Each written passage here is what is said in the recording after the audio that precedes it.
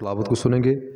ہمارے لیے تلاوت کی جائے گی پرانے عہد نامہ میں سے پیدائش کی کتاب، اس کا 14واں باب 10ویں آیت سے 21ویں آیات تک تلاوت کی جائے گی۔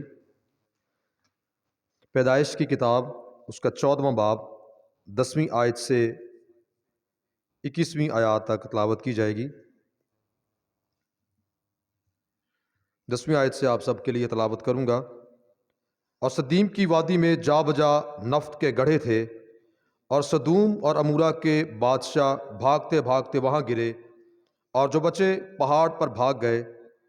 تب وہ سدوم اور امورا کا سب مال اور وہاں کا سب اناج لے کر چلے گئے، اور ابرام کے بھتیجے لوط کو اور اس کے مال کو بھی لے گئے، کیونکہ وہ سدوم میں رہتا تھا۔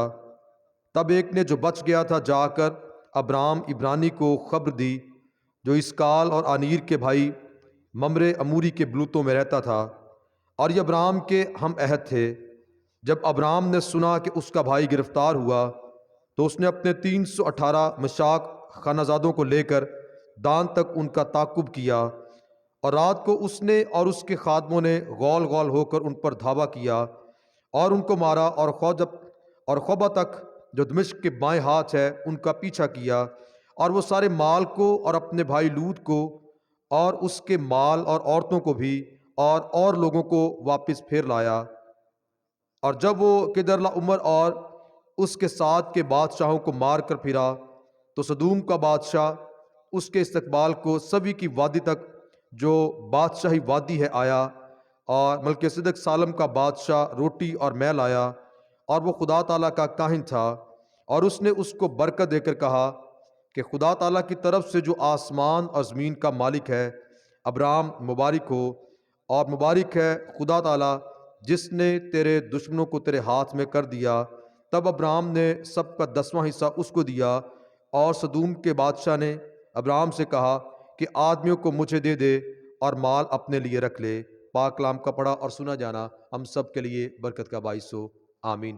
کلام خدا کی خدمت کے لیے دعوت دوں گا بشپ صاحب کو، وہ تشریف لائیں گے، خداوند کی آواز ہم سب تک پہنچائیں گے۔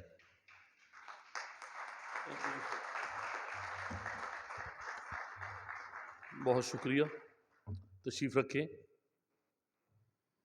خداوند یسوع مسیح کے نام میں آپ کی سلامتی ہو۔ آج کے اس دن کے لیے میں خداوند کا شکر گزار ہوں، اور آنے والے تمام عزیزوں کو خوش آمدید کہتا ہوں جو پھر کافی عرصہ کے بعد یا پہلی دفعہ ہمارے ساتھ خداوند کی عبادت کر رہے ہیں، ان کو بھی ویلکم کرتا ہوں۔ اور آپ تمام عزیز جو آج خداوند کے گھر میں ہیں، آپ کے لیے خداوند کا شکر ادا کرتا ہوں۔ کلیسیائی دستور کے مطابق آج خداوند کی میز ہمارے درمیان موجود ہے، اور کتنے ہیں جو گھر سے خداوند کی میز کے لیے تیار ہو کے آئے ہیں؟ ہاللویہ۔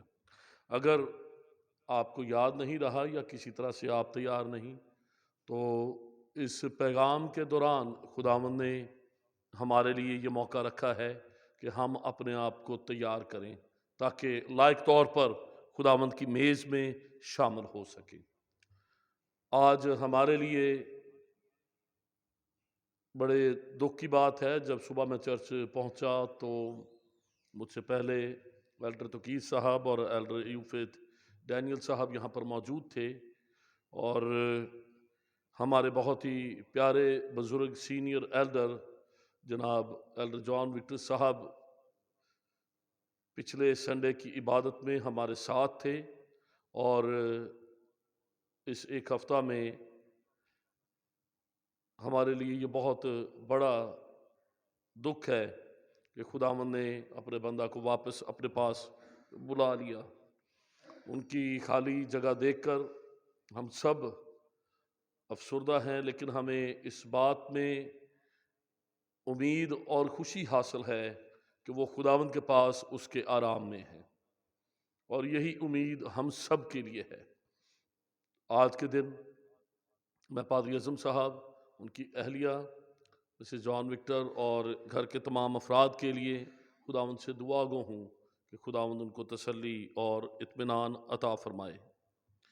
آج میرے عزیزوں جو حوالہ ہمارے سامنے پڑھا گیا ہے، یہ کلام مقدس کا ایک بہت خوبصورت حصہ ہے، اور اس حصہ میں ہم ابرام عبرانی اس سے پہلے کہ خداوند خدا اس سے برکت کا عہد باندھتا، ہم اس کی زندگی کے متعلق سیکھتے ہیں۔ اور آج جب کہ یہ اس مہینے کا پہلا اتوار ہے اور ہم اس روٹی اور اس سیرہ جو خداوند کی میز ہے اس کے متعلق سیکھیں گے، اور اس کے ساتھ ساتھ جب روٹی اور شیرہ خدا نے اور انسان نے آپس میں اس پر رفاقت رکھی، اس کے ساتھ اور کیا کچھ ہوتا ہے اس کے متعلق سیکھیں گے۔ کتنوں نے یہ حوالہ پہلے بھی پڑھ رکھا یا سن رکھا ہے؟ جی، آدھے سے زیادہ لوگوں نے، خاص طور پر نوجوانوں کے ساتھ مخاطب ہو کر، جو ہماری نئی آنے والی نسل ہے۔ آگے چل کے آپ نے اپنے اپنے خاندان، اپنے اپنے گھر اور یہاں تک کہ کلیسیا کے بھی انتظام کو سنبھالنا ہے، اس لیے آپ کا، میرے بچوں، بیٹے اور بیٹیوں، نوجوانوں، اس بات سے واقف ہونا بہت ضروری ہے۔ بہت دفعہ ہم یہ سوچتے ہیں کہ شاید جو عشاء ربانی ہے، خداوند کی میز ہے، ہولی کمیونین ہے، اس کا آغاز جب خداوند یسوع مسیح اپنے 12 شاگردوں کے ساتھ تھے تب ہوا۔ کتنوں کا خیال ہے کہ یہ تب ہوا؟ جی، اب آپ کو یہ بتاتا چلوں کہ تھوڑا اس سے زیادہ پیچھے چلے جائیں۔ کچھ لوگوں کا خیال ہے کہ جب بائبل مقدس میں ہم قوم بنی اسرائیل کی ملک مصر میں آخری رات جو فسح کی رات تھی، جب خداوند خدا نے اس فرشتہ کو بھیجا جو ملک مصر میں جہاں جہاں بھی پلوٹا ہو اور اس گھر کی چوکھٹ پر برہ کے خون کا نشان نہ ہو، وہ وہاں پر پلوٹے کو مارتا جائے گا۔ ہم اس رات سے سوچتے ہیں کہ جو فسح ہے، یہ خداوند کی میز ہے، یہ اس کی یادگاری ہے۔ کتنے یہ سمجھتے ہیں؟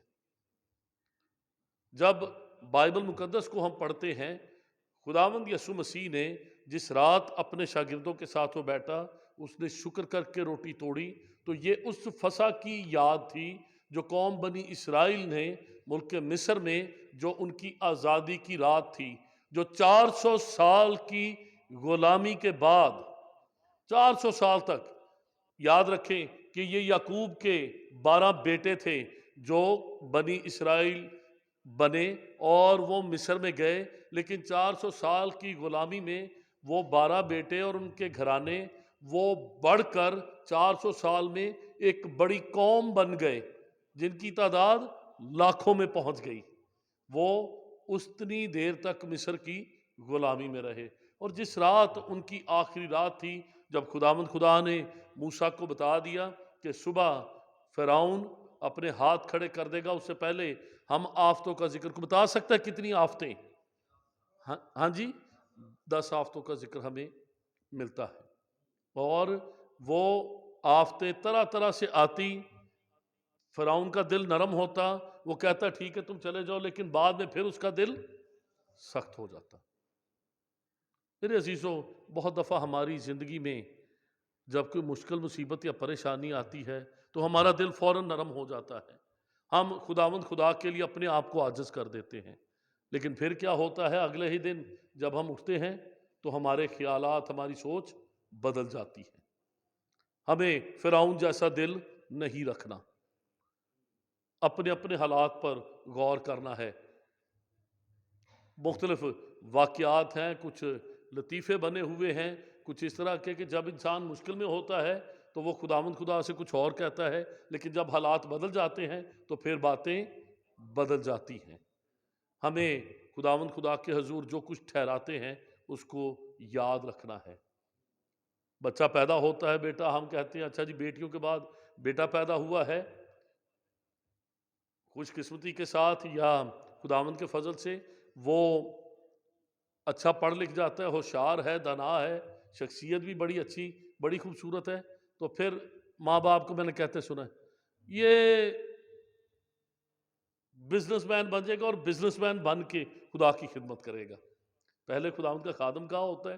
پھر یا کہہ دیتے ہیں کہ نہیں جی یہ کچھ اور کرے گا، یہ پروفیسر بن جائے گا، اور یہ فوج میں چلا جائے گا، یا یہ ڈاکٹر بن جائے گا، یا انجینئر بن جائے گا، اور یہ بن کر بھی تو خدا کی خدمت ہو سکتی ہے۔ پھر ہم اس طرح کی باتیں سوچنا اور کہنا شروع کر دیتے ہیں۔ خدا ان کا کلام کہتا ہے کہ تم منت ماننے میں جلدی نہ کر، اور پھر جب اسے مان لیتا ہے تو اسے پورا کرنے میں دیر نہ کر۔ بعض اوقات ہم خوشی میں، جذبات میں آ کر بڑی بڑی باتیں منہ سے نکال لیتے ہیں۔ جلد بازی نہیں کرنی چاہیے، لیکن جب مان لیتے ہیں تو اسے پورا کرنی۔ یہاں پر ہم دیکھتے ہیں کہ جب لوط کو وہ اپنے ساتھ لوٹ کر لے جاتے ہیں اس کا مال و متاع، تو لوط کیونکہ ابراہم کا بھائی ہے، چچا زاد بھائی ہے، اور وہ واپس اس کے پیچھے جاتا ہے اپنے لوگوں کو۔ یہاں پر ذکر لکھا ہوا ہے کہ اپنے مشاق خانہ زادوں کا مطلب یہ ہے جو اس کے پرائیویٹ سیکیورٹی گارڈ تھے، وہ ان کو اپنے ساتھ لے کر جاتا ہے۔ جو اس نے اپنی ایک فوج تیار کی ہوئی ہے، اس نے اپنے لوگ تیار کیے ہوئے ہیں، وہ ان کو اپنے ساتھ لے کر جاتا ہے، اور اپنے بھائی لوط کو اور اس کے ساتھ لوگوں کو اور اس کے ساتھ جو عورتیں تھیں اور ان کا مال و اسباب ہے وہ واپس لے آتا ہے۔ اور پھر کیا ہوتا ہے کہ جب ان بادشاہوں کو وہ قتل کرتا ہے اور سامان کو واپس لے آتا ہے تو خداوند کی شکر گزاری کرتا ہے۔ اور پھر جب جو سدوم اور عمورہ کے بادشاہ تھے اور دوسرے لوگ اس کے پاس آتے ہیں تو وہ اسے مبارکباد بھی دیتے ہیں، اسے مبارک بھی کہتے ہیں۔ پھر ایک ایسی شخصیت وہاں پر آتی ہے جسے ملک صدق سالم کا بادشاہ کہا گیا ہے، اور اس کے لیے لکھا ہے کہ وہ ابراہم کے پاس آیا، تب وہ ابرام عبرانی تھا، اور وہ اپنے ساتھ روٹی اور مے لایا، اور اس نے اس کے ساتھ رفاقت رکھی، اور اس نے کہا کہ اس نے اس کو برکت دے کر کہا خدا تعالیٰ کی طرف سے جو آسمان اور زمین کا مالک ہے، ابرام مبارک ہو۔ یہ ملک صدق سالم کا بادشاہ اسے کہہ رہا ہے، اور مبارک ہے خدا تعالیٰ جس نے تیرے دشمنوں کو تیرے ہاتھ میں کر دیا۔ تب ابرام نے سب کا 10واں حصہ اس کو دیا۔ یہ روٹی اور انگور کا شیرہ، اس کی تاریخ بہت پیچھے جاتی ہے۔ جب جب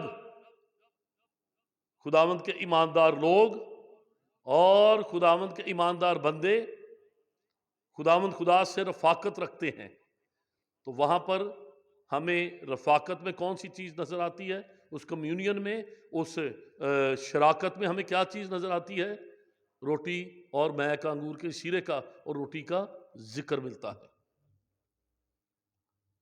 اور اس کے ساتھ جب وہ رفاقت رکھتے ہیں، وہ روٹی اور مے لاتا ہے اور ابراہم کے ساتھ رفاقت رکھتا ہے، تو ابراہم کے لیے کیا لکھا ہے؟ اس نے جو کچھ اس کے پاس تھا، اس کا جو کچھ وہ لایا، اس نے اس کا 10واں حصہ اسے دیا۔ آج مہینے کا پہلا اتوار ہے اور یہ دوسرا مہینہ شروع ہو چکا ہے۔ آپ کو پتہ ہے کہ میں دے یکی اور ہدیہ کے متعلق بہت کم، تیسرا مہینہ دوسرا نہیں، تیسرا مہینہ شروع ہو چکا ہے۔ میں ہدیہ اور دے یکی کے متعلق سال میں کوئی 1 2 یا زیادہ سے زیادہ 3 دفعہ ہی شیئر کرتا ہوں۔ ہم باقی سبجیکٹس پر بھی غور کرتے ہیں، لیکن آج میں یہ بات آپ کے سامنے رکھنا چاہتا ہوں۔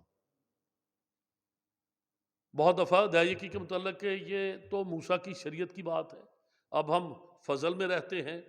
یہ نہ شریعت کی بات ہے، نہ فضل کی بات ہے، نہ موسیٰ کی بات ہے، نہ مسیح یسوع کی بات ہے، یہ خدا تعالیٰ کو عزت دینے کی بات ہے۔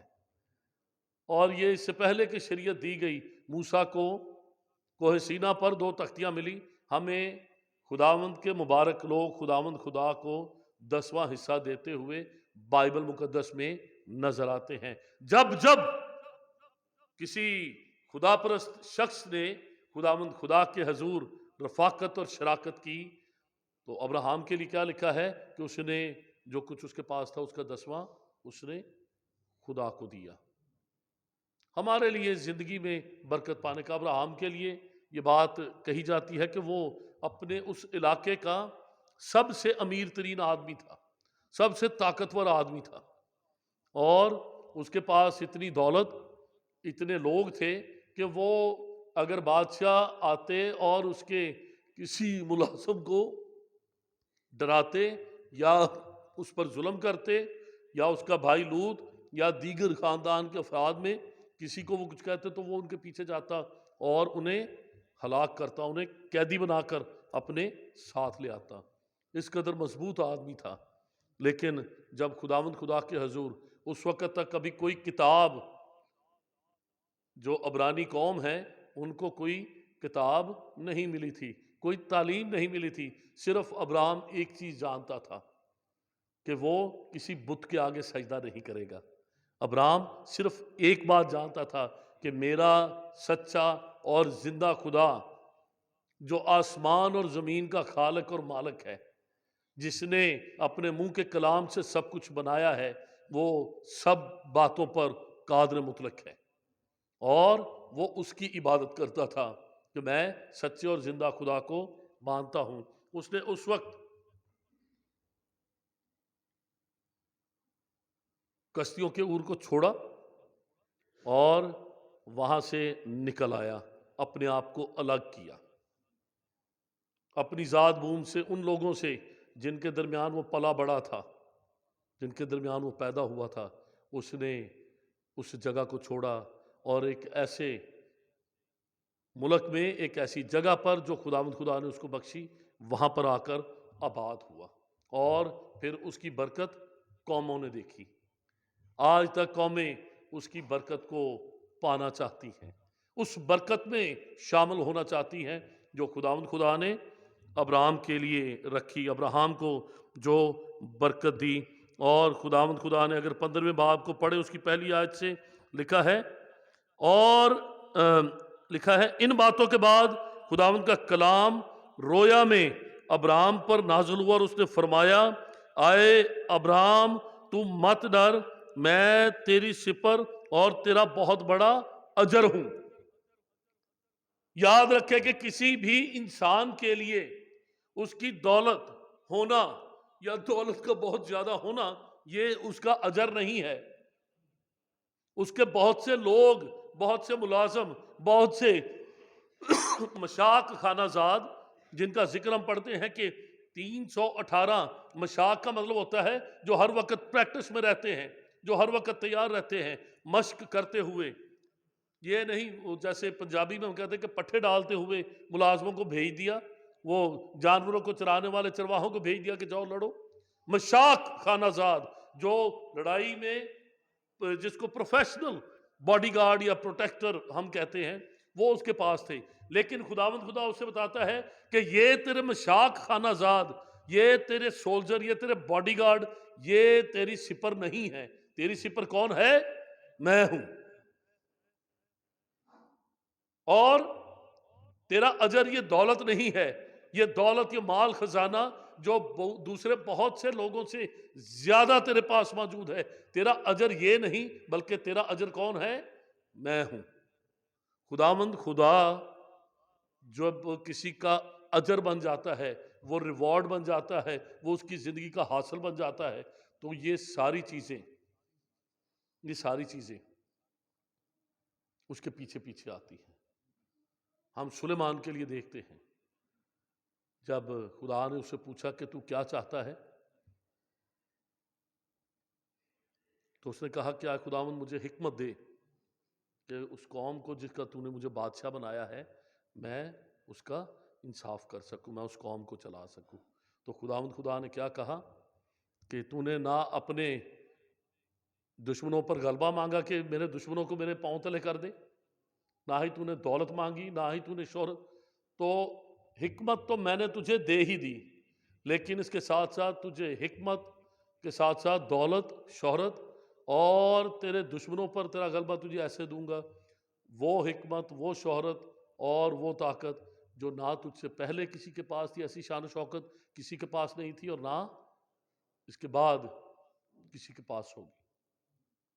جب ہم خداوند خدا کو اپنے لیے چن لیتے ہیں، ہمارا انتخاب آج کیا ہے؟ جب ہمیں انتخاب کرنا پڑتا ہے، ہم لوط کی طرح سرسبز ہرے ہرے چراگاہیں دیکھتے ہیں، ترائی کا علاقہ دیکھتے ہیں، یا ابراہیم کی طرف ہماری نظر اس جگہ پر ہوتی ہے کہ چاہے یہ بنجر ہی نظر آ رہی ہے، لیکن میرے خدا کی اگر میرے لیے یہی مرضی ہے تو میں یہاں پر رہوں گا۔ خدا آپ کو بنجر بیابان سرزمین میں بھی سرفراز کر سکتا ہے۔ آج سے 30 سال پیچھے میں اگر چلا جاتا ہوں تو آج جو کچھ ہمیں یہاں پر نظر آتا ہے، جو لوگ 30-35 سال پہلے کی سچویشن کو جانتے ہیں، بشپ صاحب ڈاکٹر ولیم اکرام ڈینیل صاحب کی بیماری اور پھر ان کی وفات کے باعث بہت مشکل حالات پیدا ہو چکے تھے، اور ہمارے لیے وہ لوگ بیش قیمت ہے جو ان مشکل حالات میں بھی خدا کے ساتھ، خدا کے اس کام کے ساتھ، خدا کے اس گھر کے ساتھ وفادار رہے۔ بہت سے لوگ تھے، کچھ تو ایسے تھے کہ جنہوں نے کچھ وقت ساتھ گزارا لیکن ہمت ہار گئے، تو کچھ نے تو ہمت ہی نہیں کی، جب دیکھا کہ ایسا ہوا، اچھا جی چلو سانو اجازت دیو اسی چلے۔ لیکن اس وقت بھی میں جانتا تھا کہ خداوند ہمارا خدا وفادار خدا ہے۔ میں نے اپنے لیے اس اجر کو چنا جو خدا میں ہے، اور خدا نے مجھے برکت دی، خدا نے مجھے سرفراز کیا۔ بہت آسان ہوتا ہے مشکل حالات میں کسی کام کو، کسی شخص کو، کسی مقصد کو، کسی جگہ کو چھوڑ کر چلا جائے کہ اب یہاں پر کیا ہے، لیکن جب ہم اپنا اجر خدا کو سمجھتے ہیں تو پھر خدا ہمیں بہت سرفراز کرتا ہے۔ لکھا ہے خداوند نے فرمایا، آئے ابراہم تو مت ڈر، میں تیری سپر اور تیرا بہت بڑا اجر ہوں۔ ابراہم نے کہا، آئے خداوند تو مجھے کیا دے گا؟ کیونکہ میں تو بے اولاد جاتا ہوں اور میرے گھر کا مختار دمشقی علی زر ہے۔ علی زر ابراہم کا بہت وفادار نوکر تھا۔ اس نے کہا میری تو اولاد ہی نہیں، میں بوڑھا ہو رہا ہوں، تو خداوند کہہ رہا ہے میں تیرا اجر ہوں، میں تیری سپر ہوں، مجھے کیا دے گا؟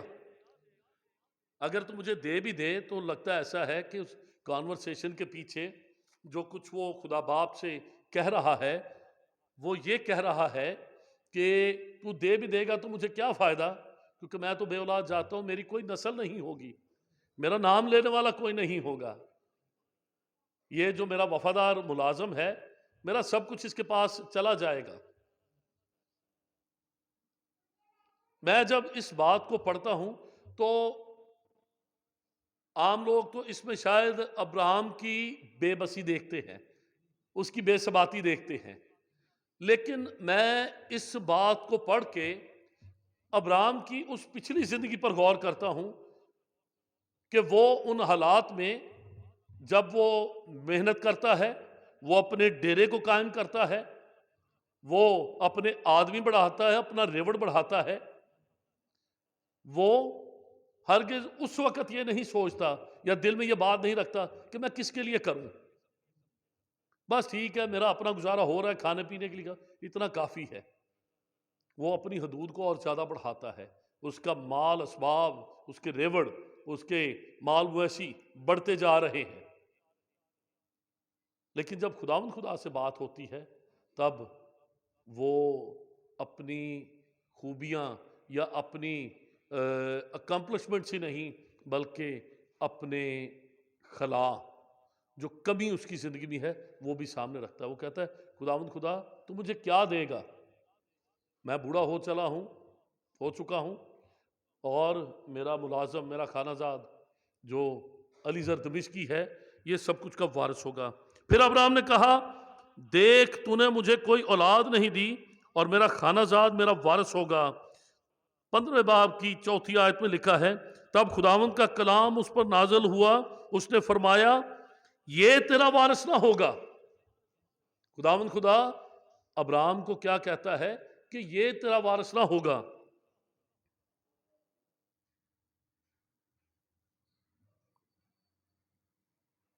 بلکہ وہ جو تیرے صلب سے پیدا ہوگا وہی تیرا وارث ہوگا، جو تیرا بیٹا ہوگا، جو تجھ سے پیدا ہوگا وہ تیرا وارث ہوگا۔ اور وہ اس کو باہر لے گیا اور کہا اب آسمان کی طرف نگاہ کر۔ جب ہم اپنی خودی کا انکار کر دیتے ہیں، یسوع مسیح نے کیا کہا؟ جو میرے پیچھے آنا چاہے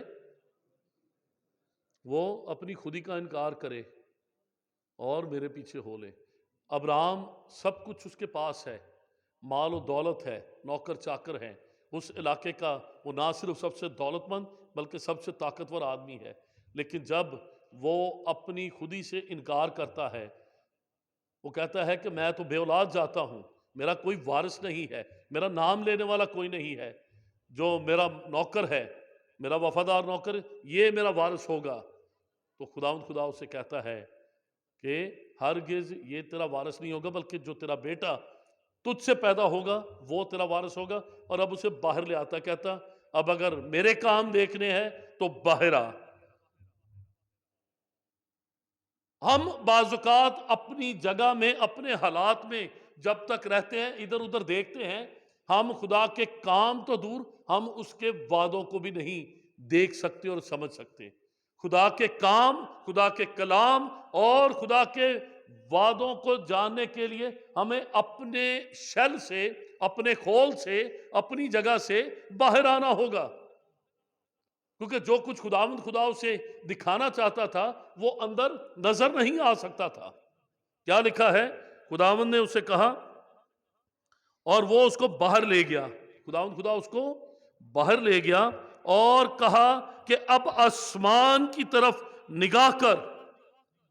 رات کا وقت ہے، کہتا ہے آسمان کی طرف نگاہ کر، اگر تو ستاروں کو گن سکتا ہے تو گن، اور اس سے کہا تیری اولاد ایسی ہی ہوگی۔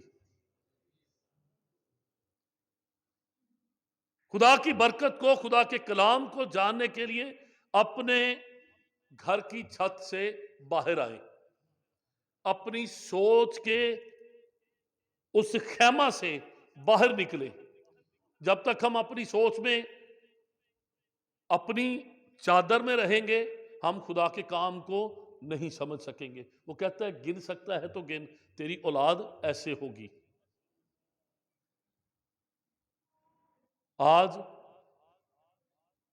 جو کچھ ہم انٹرنیشنل میڈیا میں دیکھ رہے ہیں، ہم بعض اوقات صرف جو یہودی ہیں ان کو بنی اسرائیل سمجھتے ہیں۔ یہ صرف اور صرف یہودا کی اولاد ہے، یہ 12 قبیلوں میں سے، 12 بھائیوں میں سے ایک کی اولاد ہے۔ بنی اسرائیل اگر جاننی ہے تو اس کو کم از کم اس کو 11 کے ساتھ ضرب دے لیں۔ اس کو کتنے کے ساتھ؟ 11 کے ساتھ ضرب دے لیں، اور دیکھیں کہ ابراہم کی اولاد جو وعدہ کی فرزند ہے، جس کے لیے خدا نے کہا کہ اس کو دیکھ، وہ کتنی زیادہ ہوگی، آسمان کے ستاروں کو اگر گن سکتا ہے تو گن۔ میرے عزیزوں، آج خداوند کی میز ہمارے درمیان موجود ہے۔ لکھا ہے کہ جب وہ آیا تو ملک صدق سالم کا بادشاہ اس کے لیے روٹی اور مہل آیا، دونوں نے رفاقت رکھی، اور ابراہم نے جو کچھ اس کے پاس تھا اس کا 10واں اس کو دیا۔ آج ہمارے لیے بھی خداوند کی میز موجود ہے۔ ہماری زندگی میں کمیاں بھی ہیں، خامیاں بھی ہیں۔ ہم ان کمیوں اور خامیوں کو کیسے دور کرنا چاہتے ہیں؟ سب سے پہلی بات خود انکاری، اپنی خودی کا انکار، اور اس کے بعد جو کچھ ہمارے پاس خداوند کو دینے کے لیے ہے وہ لائیں۔ ہم خدا کی عبادت اور پرستش کیسے کرتے ہیں؟ کیا دے کر. میں کئی دفعہ یہ مثال دے چکا ہوں کہ اگر ہم کسی عزیز کے پاس دعوت پر جاتے ہیں تو اخلاق کا تقاضا کیا ہے. اگر کسی عزیز کی دعوت کھانے جائیں تو کیا خالی ہاتھ لٹکاتے ہوئے جاتے ہیں؟ اچھا ٹھیک ہے جی دعوت کھانے جا رہے ہیں, کوئی دعوت کرے گھر پر بلائے تو کیا ہوتا ہے؟ خالی ہاتھ بتائیں جی, مٹھائی یا فروٹ ہے, کیک ہے, ہم اپنی حیثیت کے مطابق اچھی سے اچھی چیز لے کر جانا چاہتے ہیں. پادری صاحب کی آواز ہے یہ کہتے ہیں, یا جا کے ان کے بچوں کو پیسے دے دیتے ہیں, پیسے بھی وصول کے پیسے بھی قبول کیے جاتے, کہتے ہیں جی پیسے بھی قبول کیے جاتے ہیں. جب خدا کے گھر میں ہم خدا کے ساتھ رفاقت رکھنے کے لیے اس کی میز پر آتے ہیں, ہم کیا لاتے ہیں؟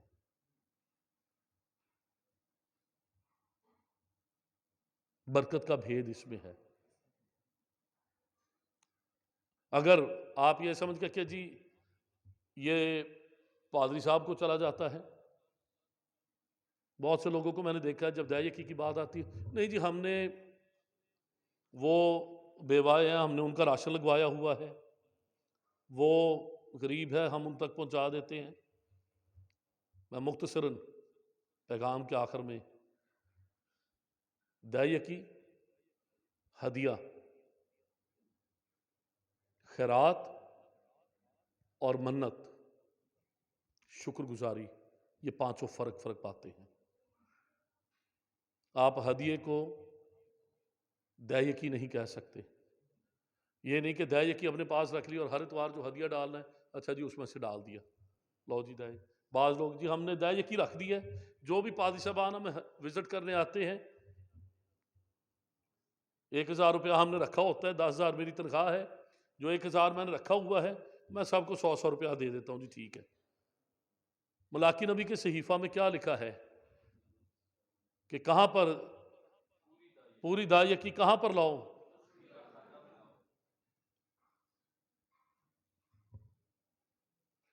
ہم کہاں پر دائیکی لاتے ہیں؟ ذخیرہ خانہ میں, یا اپنی ہی سوچ میں, کیونکہ ہمیں ایسا اچھا لگتا ہے کہ نہیں ایسا نہیں ہو رہا, ایسے ہو رہا ہے. جب کوئی مشکل, وہ گیت ہم گاتے ہیں اور زبور گاتے ہیں, جیڑیاں اپنے منہ بنیاں دکھ جیسے, جب دکھ آتا ہے پھر ہم ساری پوری کرنے چل پڑتے ہیں. میرا بڑا پیارا ایک بھائی ہے, مشکل پڑ گئی, مصیبت, جب پیسے کاروبار میں برباد ہو گئے, کوئی لے کے بھاگ گیا, پھر کہتے میں سوچیا سی جی میں یہ چنا جڑا 10واں حصہ وہ چرچ میں دینا ہے, لیکن اس سے پہلے ہی فراڈ ہو گیا, دینے سے پہلے ہی فراڈ ہو گیا, دینا سی میں. یاد رکھے کہ خداوند خدا کے حضور جب بھی کسی نے دیا, کیا دیا؟ پہلا پھل. پہلا پھل سمجھتے ہیں کیا مطلب ہوتا ہے؟ دائیکی جب ہم دیتے ہیں, جو کچھ ہمارے پاس مہینے کے شروع میں آتا ہے, سال کے شروع میں, ہم اس میں سے پہلا حصہ نکال کر دیتے ہیں. یہ نہیں کہ سارا مہینہ خرچ کر, جو آخر میں بچ گیا اس میں سے, اور پھر خالی بٹوا خداوند خدا کے حضور میں. اگر میرے پاس 100 روپیہ ہے اور میں اس میں سے 10 روپے نکال کر اپنا 10واں حصہ دیتا ہوں, تو جو باقی 90 ہیں ان پر میں خدا کی برکت مانگتا ہوں. اور اگر میں ایسا کروں کہ میں پہلے 90 خرچ کر لوں اور پھر آخر میں بڑی مشکل کے ساتھ, لیکن پھر بھی بڑی ایمانداری کے ساتھ جو آخری 10 ہیں وہ خدا کے گھر میں دے دوں, بٹوا خالی ہو جائے, اور پھر اس کو خدا کے حضور میں رکھوں کہ اب خداوند تو اسے برکت دے, اس خالی برتن کو بھر. پہلے پھلوں سے خدا کی عبادت اور پرستش کرے, تاکہ جو باقی کا پھل ہے وہ ہمارے لیے باعث برکت ہو. آئیے ہم سب اپنے سر کو جھکائیں اور دعا کریں. ہر ایک سر جھک جائے, ہر ایک آنکھ بند ہو, اور میں دعوت دوں گا مسز سارہ ڈینیل کو کہ وہ